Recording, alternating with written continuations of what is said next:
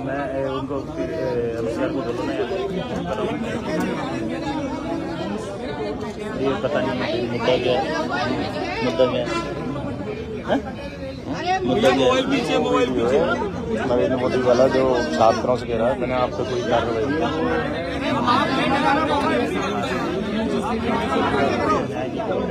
ये तो आप कह दो। शुरू करें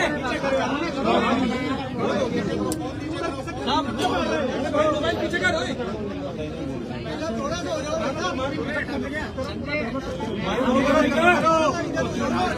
भैया चुप हो जाओ सब। अच्छा प्रधानमंत्री जी को सुनो एक बात, प्रधानमंत्री जी को जसराज जी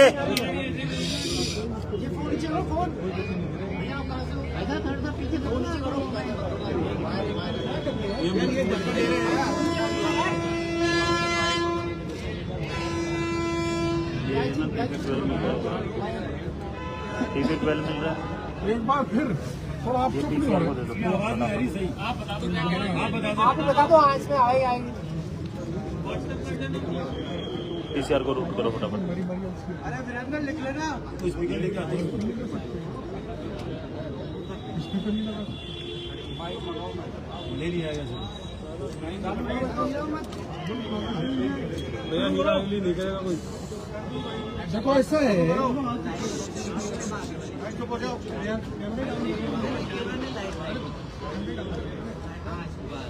मंत्री तुम तो आगे आ जाओ थोड़ा सा। मैं बोल रहा हूँ बोलना किया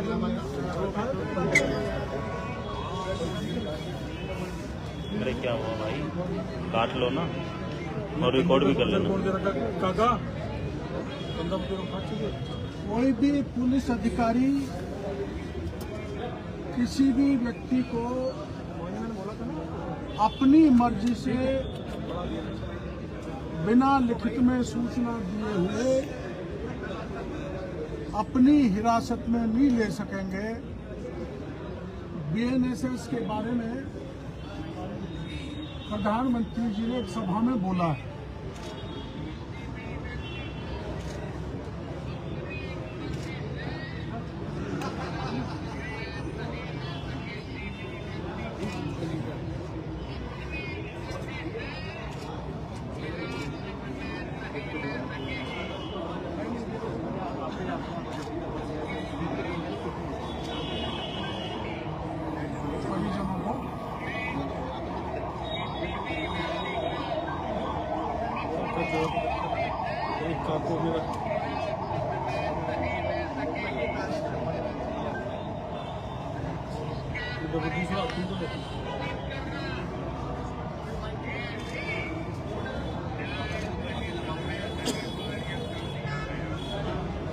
न्याय संहिता में अनिवार्य है कि परिजनों को सूचित किए बिना हिरासत में नहीं ले सकेंगे। और मैंने जो काम किया निर्दोष युवती मंजू शर्मा को पुलिस की हिरासत में बचाने का और रात में आधी रात पर उस युवती को उठाने के कारण आपको पता लग गया होगा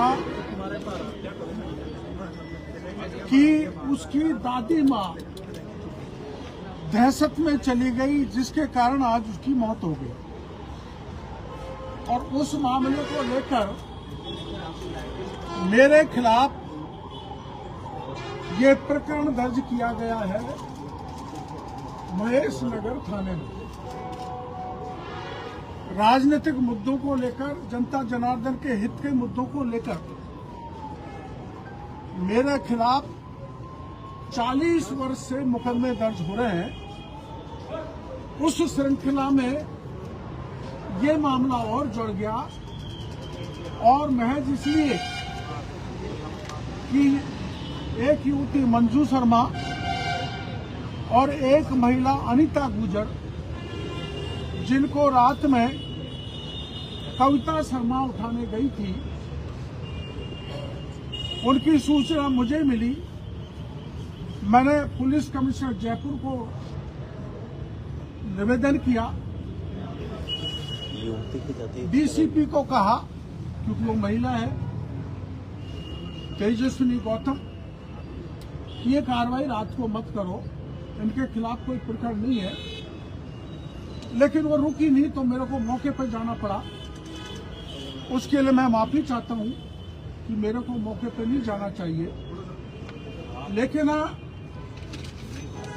ये जो बीएनएसएस है,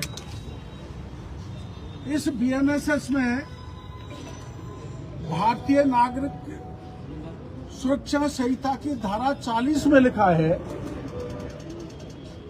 40(1) कि कोई भी प्राइवेट व्यक्ति किसी ऐसे व्यक्ति को जो उसकी उपस्थिति में नॉन बेलेबल कॉग्निजेबल ऑफेंस हो रहा है, तो उसे रोक सकता है, उसे बचा सकता है, उसकी मदद कर सकता है।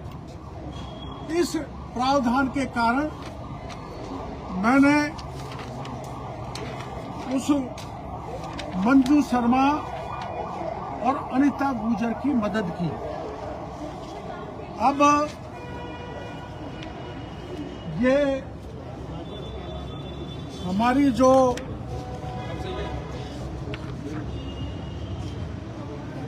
कविता शर्मा है, ये बड़ी असरदार पुलिस अधिकारी हैं, और कितनी असरदार है इसका खुलासा मैं बाद में करूंगा कि इसकी बाल बाका न तो पिछले राज में हुआ और अब भी उसके खिलाफ कोई कार्रवाई नहीं हुई। इसके खिलाफ एक प्रकरण दर्ज हुआ 2017 में, आपकी जानकारी में होगा, 525 एफआईआर नंबर 525/2017, धारा 420, 467, 468, 471, 120B आईपीसी, थाना झूठवाड़ा। एक मुंद्रा परिवार की महिला थी, 70 साल की, उसने शिकायत की, इसकी जांच हुई, चार्जशीट कोर्ट में पेश होने से पहले डीजी ने रोक दी। लेकिन मैं उसके कंटेंट आपको प्लॉट में बताना चाहता हूं, ज्यादा लंबा नहीं हो। जो प्लॉट कब्जा किए वो प्लॉट हैं भूखंड 8 व 9, भूखंड 8A 9 के 9A प्लाटून के आवंटन में 15/12/1982 को कविता शर्मा के पति का नाम चंद्रशेखर शर्मा, इसकी बहन पुनीता व्यास के पति का नाम चंद्रशेखर व्यास, तीसरी बहन सुचिता शर्मा के पति का नाम रामनारायण शर्मा अंकित किया हुआ है। जेडीए में नियमन हेतु पत्रावली प्रस्तुत की गई, उसमें कविता शर्मा का जन्म 1978 दर्ज है, अर्थात 1978 दर्ज है। सुचिता शर्मा का जन्म 1/1/2002 को दर्ज है। पुनीता व्यास का जन्म 1980 में दर्ज है, अर्थात 1982 में कविता की उम्र 4 साल की थी।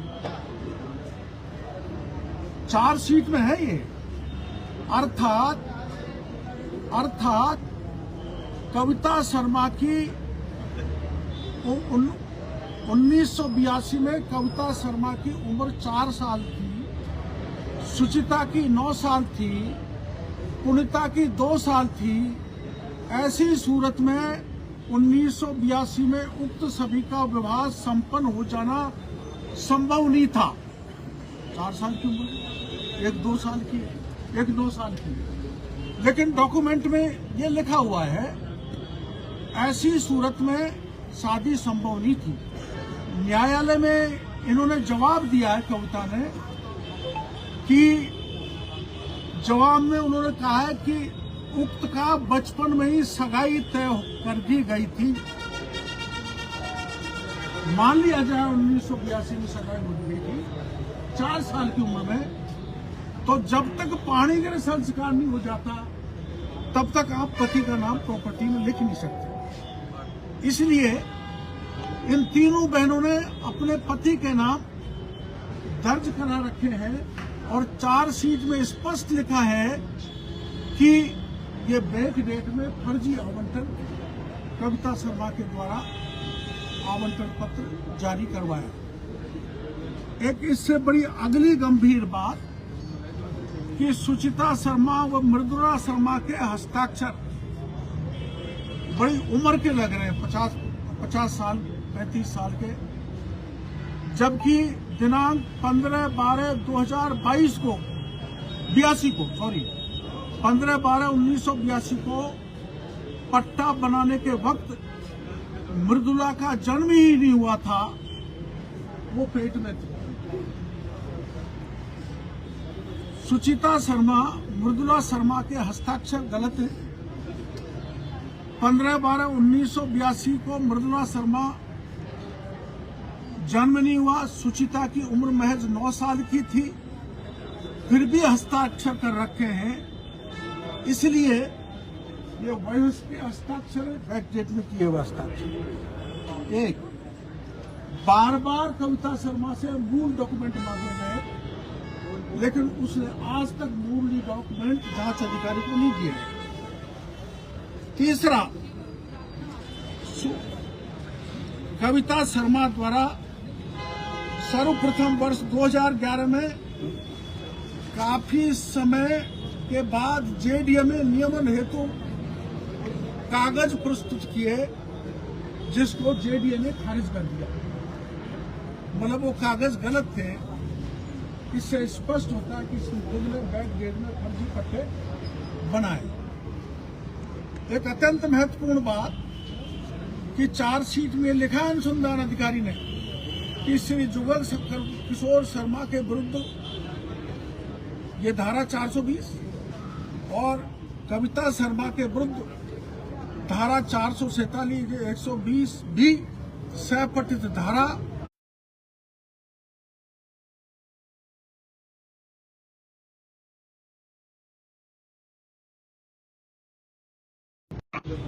पिछली सरकार में इन्होंने अपना नाम वापस करवा लिया, नाम लिखवा लिया कविता शर्मा ने, और जो बाकी के लोग मर गए उनका चालान कर दिया था, गलती से रुक गया। यह अत्यंत गंभीर चिंता का विषय है कि थाना अधिकारी कविता शर्मा जो महेश नगर पुलिस थाने में पदस्थ है के खिलाफ एफआईआर संख्या 525/2017 पुलिस थाना झोटवाड़ा में दर्ज की गई थी। इस मामले की जांच सीआईडी सीबी द्वारा की गई, जिसमें कविता शर्मा को जुर्म प्रमाणित माना गया। हालांकि ये स्पष्ट है कि उक्त प्रकरण को सीआईडी सीबी के अधिकारियों द्वारा दबाव में बंद कर नतीजे को बदलने के लिए एक बार कोई मुलजिम बन जाता है। 9/7/2020 को कविता के खिलाफ मुकदमा दर्ज हुआ। राज्य में मेरे को तारीख अभी तक मिल नहीं पाई। ये मुकदमा दफ्तर दाखिल कर दिया। तो पुलिस जो है ऐसे किसी का नाम नहीं निकाल सकती। मैं अगर किसी मुकदमे में हूं ना तो मेरा भी नाम नहीं निकाल सकता जांच के बाद अगर प्रमाणित हो। इसमें सुप्रीम कोर्ट का एक फैसला है, पत्रकार बंधु और ढंग से सुनना। उसमें कहा गया कि जिसमें अनुसंधान कर लिया गया वह री इन्वेस्टिगेशन या फ्रेश इन्वेस्टिगेशन की श्रेणी में आता है। उसका री इन्वेस्टिगेशन या फ्रेश इन्वेस्टिगेशन एक न्यायिक दृष्टांत है विनय त्यागी बनाम इरशाद अली के सुप्रीम कोर्ट के फैसले के विरुद्ध है। उसमें कहा गया है कि इस आदेश के अनुसार आगामी अनुसंधान में पिछले अनुसंधान को हटाया नहीं जा सकता।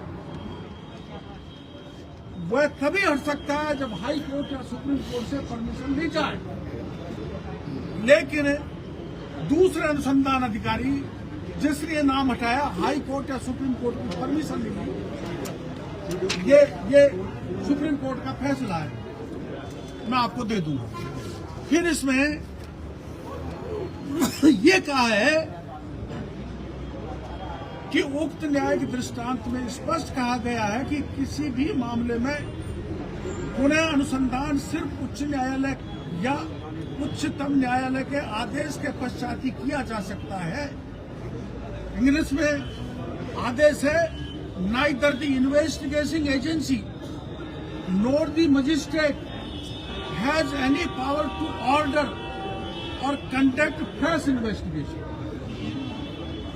फिर दूसरा है, इसमें the magistrate has no power to direct reinvestigation or fresh investigation in the case initiated on the basis of the police report. जो पुलिस में इनिशियली जो रिपोर्टिंग हो गया। तीसरा है the power to order or direct reinvestigation or de novo investigation falls in the domain of higher court, that to a exceptional cases। तो ये अनुसंधान अधिकारी के खिलाफ इसमें जिसने इसका नाम निकाला है उसके खिलाफ मुकदमा दर्ज होने का मामला बनता है। यह कि इस प्रकार अनुसंधान अधिकारी द्वारा उच्च न्यायालय या उच्चतम न्यायालय से पुनः अनुसंधान हेतु किसी प्रकार की कोई स्वीकृति प्राप्त नहीं की, जो कि माननीय उच्चतम न्यायालय के न्यायिक दृष्टांत की अवमानना है। इसके अतिरिक्त सीआईटी सीबी द्वारा इस मामले को बंद करने की प्रक्रिया और निर्णय भारतीय दंड संहिता की धारा 166A बी के तहत एक संज्ञेय अपराध की श्रेणी में आता है, जो कि गंभीर अपराध है। धारा 160A ये कहता है, 160A लोक सेवक जो विधि को अधीन निर्देश की अवज्ञा करता है, जो कोई लोक सेवक होते हुए किसी ऐसे रीति को जिससे वो ऐसा अन्वेषण करेगा नियम विरुद्ध करने वाली विधि के किसी अन्य निर्देश की किसी व्यक्ति पर प्रतिकूल प्रभाव डालने के लिए जानते हुए अवज्ञा करता है, तो उसे 6 माह का कठोर कारावास है उस आयोग को जिसने ये कविता शर्मा का नाम निकालने का कुत्सित प्रयास किया है। मामला बहुत लंबा है और ये एफआईआर है जो मैंने बताई थी 525/2017 थाना झोटवाड़ा। इसमें जो मुस्तकिस है झोटवाड़ा की शकुंतला मूदला, उसकी एफआईआर है। और एफआईआर में ये पुलिस ने मिलजुल के एक बहुत बड़े असर में आकर इसके खिलाफ कार्रवाई नहीं की। अब इसके खिलाफ 2 जांच और है।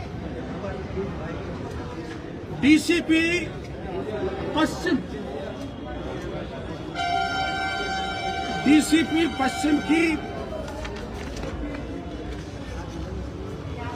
दूसरी जांच, पहली जांच के बारे में डीसीपी पश्चिम ने डीसीपी पश्चिम ने 18/1/2024 को पुलिस आयुक्त को पत्र लिखा है। इसने एफआईआर दर्ज नहीं करने, स्नैचिंग में कार्रवाई नहीं करने, लोगों को दुर्व्यवहार करने और थाना चित्रकूट पर एक उदाहरण दूंगा, 10 पॉइंट पर एक दूंगा क्योंकि मामला लंबा हो जाएगा। थाना चित्रकूट पर ध्यान से सुनना।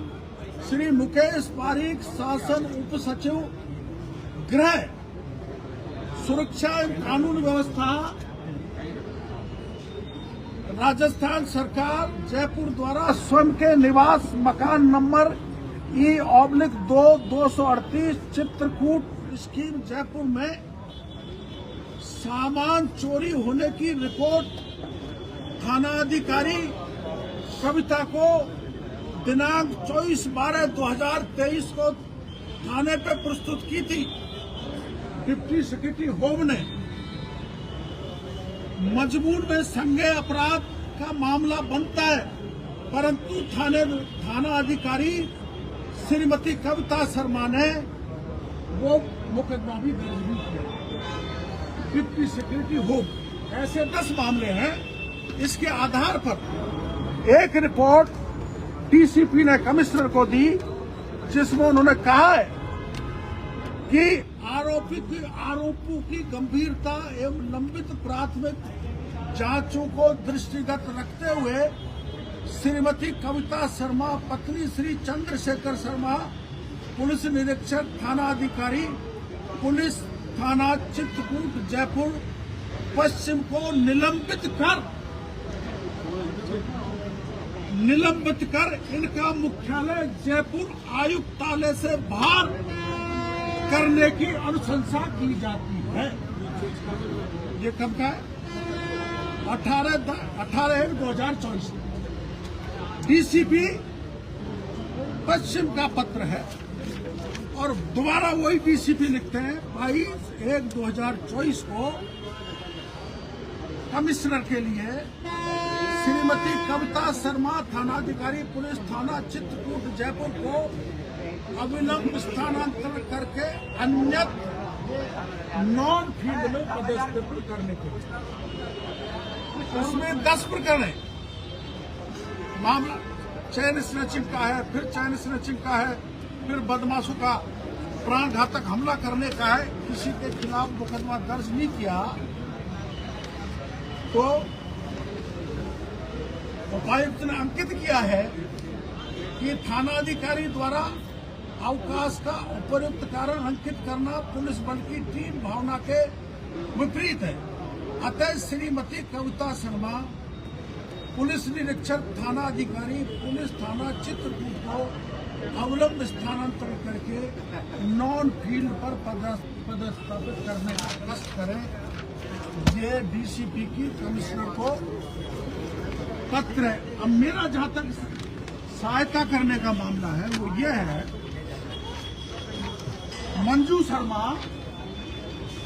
और अनिता गुजर, मैंने इसलिए मदद की है कि बीएनएसएस के कानून कहता है, बीएनएसएस का कभी केंद्र सरकार कानून लाई है कि भारतीय नागरिक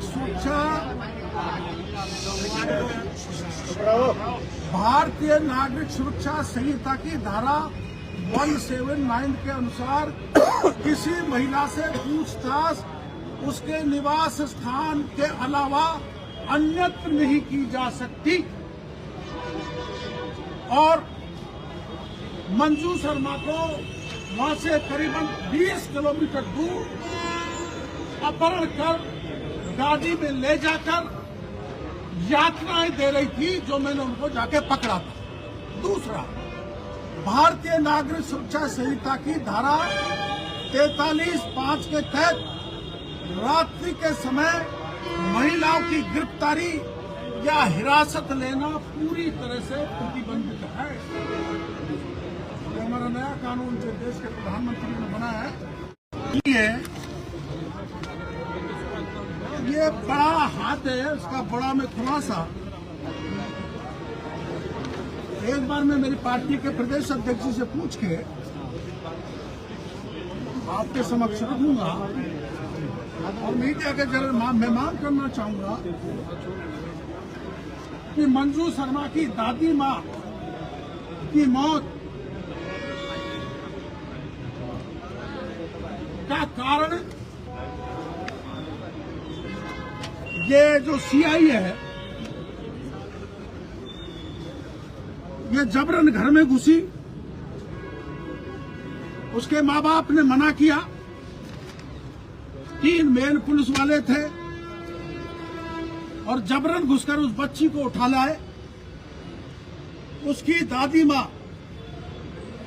सदमे में गई और मौत हो गई। उसके लिए कविता शर्मा जिम्मेदार है और वो अधिकारी जिम्मेदार हैं जिन्होंने इसको बचाया है। वो अधिकारी जिम्मेदार हैं जिन्होंने कविता शर्मा के खिलाफ सख्ततम कार्रवाई हो।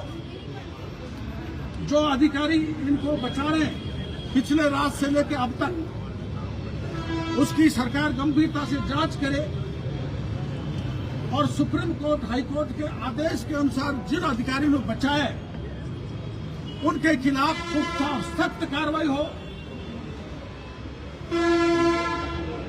और जो ये मुकदमा है जिसको मैं कोई नाम नहीं निकाल सकते, मैंने सुप्रीम कोर्ट, हाई कोर्ट की रूलिंग दी है, उस मुकदमे में कविता शर्मा की गिरफ्तारी हो जानी चाहिए। ये मैं मीडिया के सामने निवेदन कर रहा हूँ। कल मुख्यमंत्री जी से भी मौका मिला, टाइम मिला तो निवेदन कर आऊंगा और प्रदेश अध्यक्ष जी से पूछकर कौन किस किस के बड़े हाथ हैं तब मैं को उजागर करूंगा। ये कौन से अधिकारी हैं जिनका नाम आप अभी नहीं बता रहे हैं, कौन जिम्मेदार है अधिकारी? ये तो जांच में है। जांच में जिस अधिकारी ने नाम निकाला है वो जांच में नोट शीट है, वो मैं आपको ये चार्जशीट की कॉपी दे दूंगा। और नाम में जो लिखा है उन्होंने कहा है कि उच्चाधिकारियों के निर्देश पर उन्होंने आपका नाम लिखा और आपके खिलाफ जांच कार्य में बाधा की। उसमें कोई दिक्कत नहीं है। मैंने आपको हवाला दे दिया कि आई कैन गो, मैंने BNSS का हवाला दे दिया। मैं नहीं, आप जा सकते हो, ये जा सकते हैं, आम आदमी जा सकता है। डॉक्टर साहब, सरकार तो आपकी है ना, सरकार तो आपकी है। ठीक है, आप सरकार डॉक्टर साहब मैं जा नहीं सकता। नहीं, आप सरकार का अधिकारी सो जाए तो मेरी जिम्मेदारी नहीं था कि किसी को बताना। नहीं, इनके कहने का मतलब है आप इसलिए कार्रवाई क्यों नहीं हो रही है? मैं और क्या कहने के लिए आया हूँ आपके पास? कविता शर्मा, मैं क्या कहने के लिए आया हूँ? सिंह मैडम से मैं क्या कहने के लिए आया हूँ? आपके लिए यही कहने के लिए आया हूँ। मैं सरकार, मेरे प्रदेश अध्यक्ष से पूछ के आपको बताऊंगा। डॉक्टर साहब, इतने रिकमेंडेशन होने के बावजूद एक अच्छा खाना मिल जाता है गिफ्ट में, इसको किस तरीके से देखें? गलत है, नहीं मिलना चाहिए। उसके खिलाफ सख्त कार्रवाई होनी चाहिए। सरकार मेरी है तो मैं अन्याय सहन कर लूंगा।